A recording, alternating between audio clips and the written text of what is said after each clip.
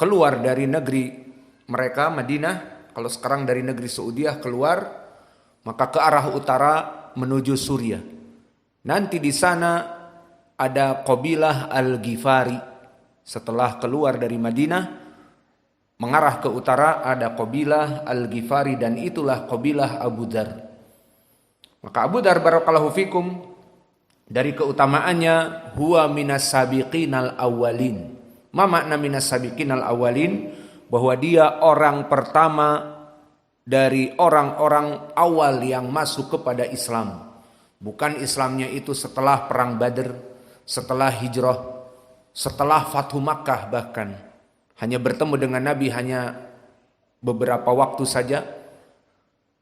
Tetapi dia di awal dakwah Nabi di Makkah, maka Allah memberikan hidayah kepadanya. Ini keutamaan yang besar. Maka telah datang kisahnya, muttafaqun alaih. Hadis yang panjang kita ringkas. Bagaimana sebab dari hidayahnya dan dakwahnya Abu Dzar Al-Ghifari yang diberkahi. Disebutkan di hadis muttafaqun alaih dari Ibni Abbas, lama balagha Abu Dzar mab'atsu Nabi Muhammadin sallallahu alaihi wa ala alihi wasallam, maka di saat datang utusan dari Nabi untuk masuk kepada Islam, qala li akhihi, maka dia berkata kepada saudaranya, irkab ila hadal wadi fa'lam li ilma hadar rajul alladhi yaz'amu annahu nabi ya'tihil khabaru minas sama wasma min qawlih summa tini. Maka dia memerintahkan saudaranya, dohirnya saudara yang lebih kecil, naik tungganganmu dan pergi ke arah wadi, ke lembah. Maka Madinah berupa lembah. Maka pelajari di sana. Makkah berupa lembah. Maka pelajari di sana seseorang, yang mana seseorang itu mengaku nabi. Ya'tihil khabar minas sama. Maka dia mengaku datang wahyu dari langit, dari Allah melalui Jibril. Maka dengar ucapan dia. Kemudian berikan aku khabar. Maka disepakati oleh saudaranya.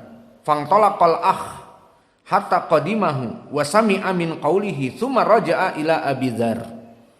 Kemudian setelah dia duduk dengan Nabi dan mendengar ucapan Nabi, bagaimana wahyu yang diturunkan oleh Jibril kepadanya, maka datanglah saudaranya menceritakan apa yang dia dengar dan dia lihat.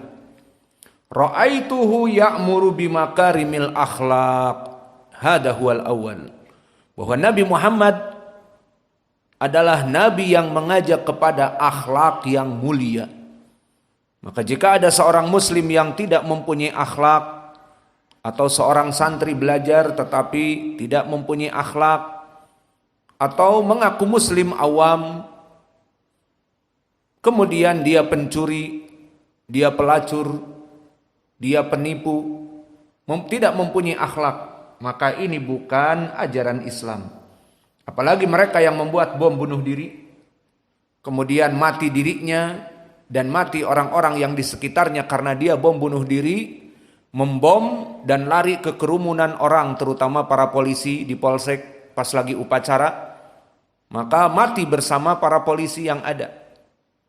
Maka ini jelas bukan dari Islam. Islam bariun minhu. Islam berlepas diri. Islam adalah ad-dinus salam. Al-Islamu dinus salam. Bahwa Islam adalah the religion of peace. Agama yang membawa kepada rahmat lil alamin.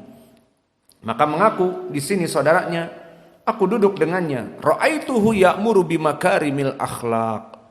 Tidaklah aku melihat kecuali dia memerintahkan kepada sifat-sifat yang baik. Dari sifat tidak sombong, tidak arogan dengan yang lain, fafsus salam bainakum, memberikan salam dan keeping smile, selalu tersenyum kepada saudaranya. Kemudian disebutkan wa kalaman ma huwa bisy'r, dan dia berbicara terutama Al-Quran bukan dari syair. Maka di sini menjadi pendalilan bahwa Nabi Muhammad bukan penyair. Tidak bisa Nabi Muhammad membuat syair, tidak bisa baca dan tulis. Bukan seorang penyair, bukan seorang pembuat puisi. Tidak bisa baca tulis. Maka di sini yang menjadi mukjizah. Maka di sini ma'ruf al-Arab yang mempunyai sifat balaghah di dalam kalam, maka mereka ya'rifuna qawafi syi'r. Kalau di pantun, an ujungannya an, in ujungnya in. Maka begitupun di sini disaksikan oleh saudaranya Abu Dzar bahwa dia berbicara bukan berbicara syair, lain Al-Quran, bukan dari syair. Maka di sini menunjukkan bahwa semua orang Arab, aglab al-Arab, aladidu fasahah, ya'rifuna qawafi syi'r, yang ujung-ujungnya sama. Kalau di Indonesia pantun, siapa yang bisa pantun? Di sini kosong, di sana kosong. Di tengahnya ada pohon tembakau. Bukan aku berkata bohong. Ada katak memikul kerbau. Pohon tembakau jadi kerbau. Itu contoh ingat saya di SD. Dan baru saya, alhamdulillah, hafalan kita masih ada SD. Antum SD masih ingat itu? Khair insyaallah. Berarti pelajarannya hampir sama SD ku dengan SD kalian ya. Saya pikir SD kalian sudah pelajaran SMP gitu. Al-muhim, dia bukan seorang penyair. Faqala ma syafaitani mimma aradtu. Kamu tidak memberikan berita lebih lengkap dari yang aku inginkan. Fatazawwada wa hamala shannahu lahu fi hama hatta qadima Makkah. Maka inilah sumber hidayah. Setelah dikabari oleh saudaranya demikian dan demikian, dia bilang, cuman itu saja. Tidak puas aku dengan berita itu. Maka aku bergegas. Maka dia membawa tempat air dan perbekalan. Disebutkan di hadis yang panjang yang muttafaqun alaih ini, dia duduk 3 hari. Setiap hari dia mencari aina Muhammad. Dan pada saat itu Nabi Muhammad dalam keadaan ditutupi oleh Quraisy. Dan dia dalam keadaan tidak bertemu kebanyakan manusia kecuali dimata-matai dan sebagainya. Maka akhirnya di hari pertama, kedua, ketiga hanya bertemu dengan Ali.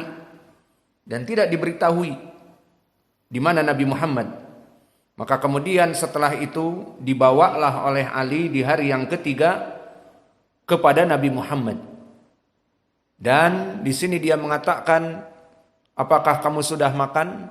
Maka tidak membawa apa-apa 3 hari dalam keadaan lapar, hanya minum dari air Zam-Zam. Kemudian bersyahadat asyhadu an la ilaha illallah wa asyhadu anna Muhammadan Rasulullah. Tsumma qala Rasulullah sallallahu alaihi wa ala alihi wasallam, irji ila qaumik, maka kembali kamu kepada kaummu, kemudian berikanlah dakwah kepada kaummu. Irji ila qaumik fa akhbirhum hatta ya'tika amri. Qala walladhi nafsi Muhammadun biyadih la asrukhanna biha baina dhahranaihim. Fa kharaja hatta atal masjid fanada bi a'la saut asyhadu an la ilaha illallah wa asyhadu anna Muhammadan Rasulullah. Summa qamal qaumu fadarabuh hatta ajja'uhu. Maka di saat dia masuk kepada Islam dan Nabi mewasiatkan kepada Abu Dzar, sudah selesai kamu masuk Islam, pulanglah. Apa tujuan Nabi di sini pulanglah? Karena di Makkah pada saat itu tidak bisa seseorang melaksanakan ibadah dan mengikuti Nabi, maka akan dipukuli. Pada saat itu dakwah sangat susah. Bagusnya apa? Kembali kepada kaummu, berdakwah di tempat kaummu, maka kamu akan selamat dari Quraisy. Namun yang namanya Abu Dar mempunyai keberanian. Dia meyakini bahwa ini adalah kalimatul haq. Kenapa harus takut dari kebaikan? Maka dia mengatakan, wallahi la asrukhanna. Maknanya, demi Allah bersumpah, pasti aku akan memberitahukan manusia tentang keislamanku. Maka masuk ke masjid, dohirnya Al-Ka'bah. Dulu belum ada masjid untuk Nabi, masih di Ka'bah. Maka di depan Ka'bah dia mengatakan, asyhadu an la ilaha illallah, asyhadu anna Muhammadar Rasulullah. Maka semua orang melihat Abu Dar, maka ditangkap, dipukuli Abu Dar sampai dia jatuh terduduk. Kemudian disebutkan di dalam hadis, datanglah Abbas, dan Abbas dari paman Nabi Muhammad sallallahu alaihi wasallam melerai orang-orang Quraisy yang memukuli Abu Dar. Dan disebutkan bahwa hada min Ghifar, bahwa Abu Dar ini dari Ghifar, Al-Ghifari. Wa ana tariq tijaratukum ila Syam, dan perdagangan kalian dari Makkah itu mengarah kepada Syam. Maka kalian akan bertemu nanti dengan kabilah Al-Ghifari, dan kabilah Al-Ghifari terkenal kabilah yang keras.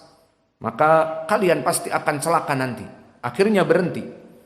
Maka setelah berhenti, ditinggalkanlah Abu Dar Al-Ghifari. Kemudian dohirnya dia masih duduk, belum mau untuk pulang ke Bani Ghifar. Maka di keesokan harinya ada